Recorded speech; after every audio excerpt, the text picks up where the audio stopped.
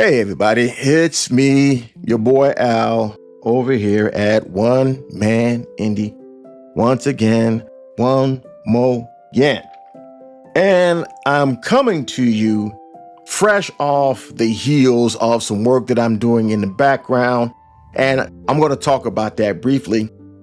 But I did want to, I guess, maybe do an update or something like that in regards with my current fleshing out of my version of the Feywild, or I guess what would work in the greater oeuvre of my world building campaign, which is called Kandris, a planet that is more or less kind of, I wouldn't say it's in an ice age. It is a cold environment. I would say that, frigid.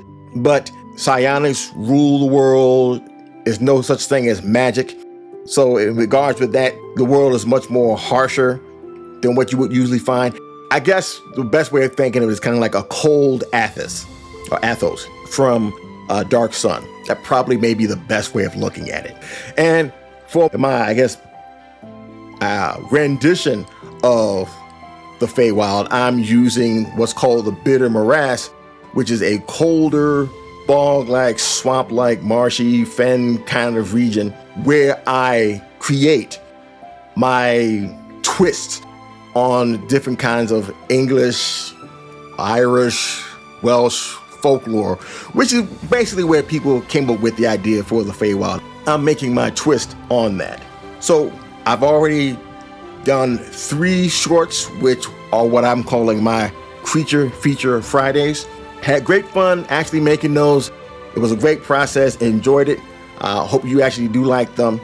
So I'm going to be doing one more this Friday, but the one I was thinking of doing kind of seems more like a boss, more or less, and I don't think I'm ready to actually do anything like the major powers in that region just yet. So I'm going to hold off on that. And what I will probably do is I will probably do some looking around, looking through folklore or whatever, and see if I can find something that's interesting, and then go with that for this Friday. So stay tuned for that. What I have been working on here, and that's going to be a part of a larger project that you'll see sometime later on. So subscribe, ring the bell, stay up to date with what I'm doing. But one part of it, I've had to make encounters, and encounters have been a very interesting challenge because I'm wanting to make them not just the standard combat, which you would think you run into monsters, blah, blah, blah, and then you get whatever prize, whatever. I'm trying to make them more substantive, trying to make them more narratively complete and actually cohesive. Now, don't get me wrong. I am not a master GM. I'm not a Matt Mercer or the guy from, I guess, what do you call it, D20, whatever. No, not that at all. As a matter of fact, I've never DM'd a day in my life, never GM'd a day in my life, never played a TTRPG in my life, either Dungeons & Dragons, Pathfinder, or any other. I think the closest thing that I've come to anything like that is Dungeons & Dragons miniatures, which I love. That was a huge fad for me, and I definitely liked it. It's a shame that it stopped, but it is what it is. That's the closest thing I've done. And I've written some scenarios for that, which I thought were pretty fun. Some people seem to enjoy them. Seeing as how I don't really have that kind of expertise as a GM or DM, I still know what makes a good story because I've actually been writing a lot of what you're seeing with Kandris, as a matter of fact, is my writing. That's what you're actually looking at. So seeing as how an encounter is nothing more than it's a part of a larger overarching story, which is what an adventure or a campaign is, that's what I'm doing now. In regards with the larger project, I'm trying to fit in interesting encounters aside from just regular combat. Because most cases, when people hear about encounters, they're usually thinking about fighting or maybe a puzzle, something like that, mostly dealing with dungeons. And I'm not really doing anything like that. There's no dungeon crawling going on right here. So what I'm doing here is making these encounters be something that can be of benefit, not just to the story, but also to the party, that it actually helps them to grow and become stronger so they can actually, hopefully, meet the threat at the end. And so that's what I've been doing so far. Now, though I would say the most interesting encounter that I have come up with was a way to give the players different abilities and also boost their stats. Because I think that there's more that you can use an encounter for than just fighting and just giving them gold and other things like that. I mean, yes, of course you should, and you can do that if you're, for your, I guess, your campaign or your adventure, et cetera, et cetera. But I think you can actually do something more with that than just giving just those two things. I think encounters should be more than just drops of just experience, gold, or items. You can actually give something along with that. I'm almost kind of going maybe like an RPG kind of way, I guess, and of going about it. And I think this is probably, I mean, I do have some experience with game dev, so I think thinking of it like that makes it a little bit easier to do it. The one encounter that I have, and it's really exhaustive, it gives you option on not only just getting a boost to a stat, but depending on how you roll, you also get either an ability or an action. And I actually, when I look at it and I read it through, I got to make sure that it actually looks right. I think it's pretty good. I'm not trying to pat myself on the back, but I think it turned out not too bad, actually. I actually think it turned out pretty good.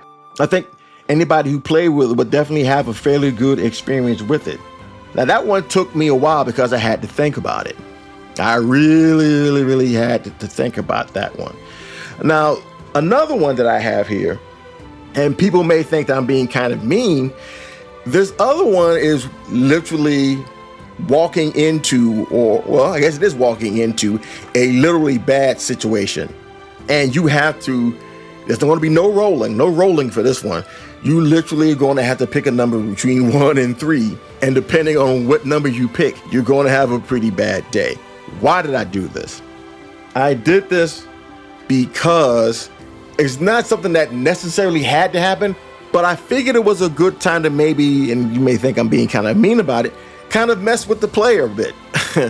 I'm not even going to lie to you. It seems mean, but I think older adventures written by Gary Gygax and Dave Arneson, or Daryl Arneson, and the other ones back in the day for like the first or second edition, maybe third, and they would be like some extremely like dick move things that that the writer added to the adventure, and I'm thinking, oh, okay, maybe I can do something like that, Now, don't get me wrong, I'm not going to do it and just leave the player in the lurch, but I kind of just wanted to maybe throw something in there, just kind of, I don't know, I think it adds something to the whole thing altogether. You know what I mean? So I'm not going to spoil it, but it definitely is something there that when you go through, you be like, if depending on what happens, you be like, really, bro, really, you really did that? But yeah, I did. But all hope is not lost,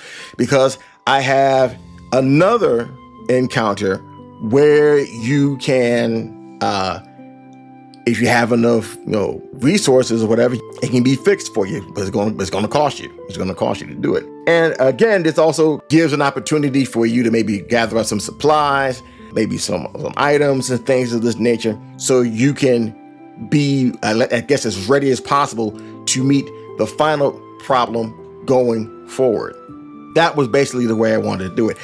And having to do these 3 different encounters, I find it to be very satisfying, because I did it in a way that I guess is, I wouldn't say creative problem solving, maybe creative challenge making is maybe the best way of saying it.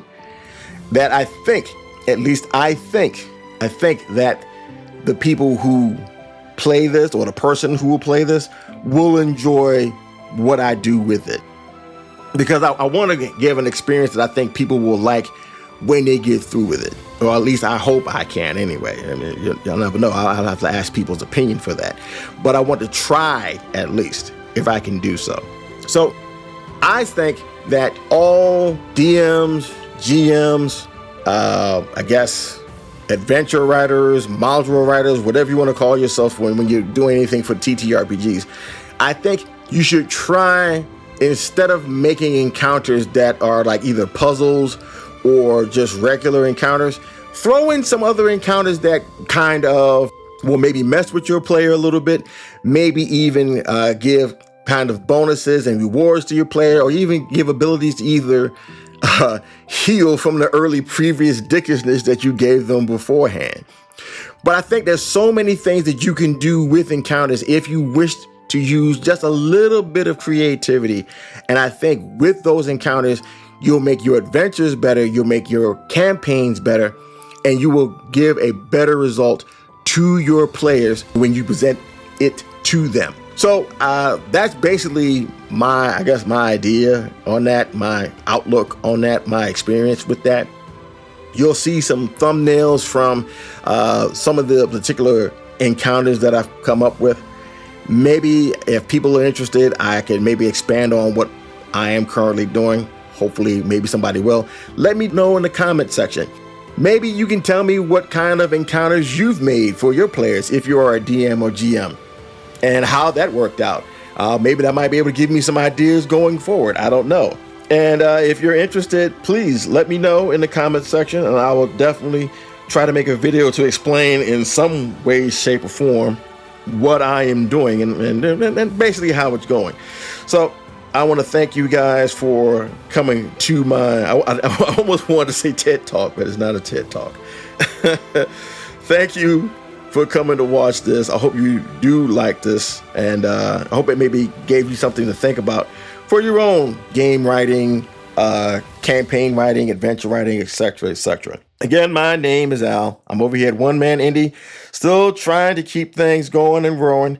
If you do like what I've done so far, please hit that thumb, subscribe, ring the bell, ring it again. Make sure you get all the notifications so the algorithm can bless your boy and my channel can continue to grow. Share out my work.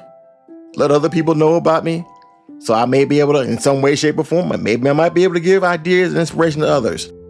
But if I don't see you again, I hope you enjoy the rest of your week and stay safe. Bye-bye.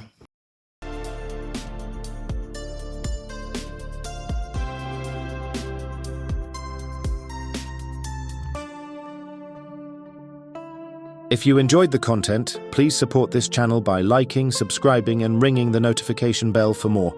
Thank you.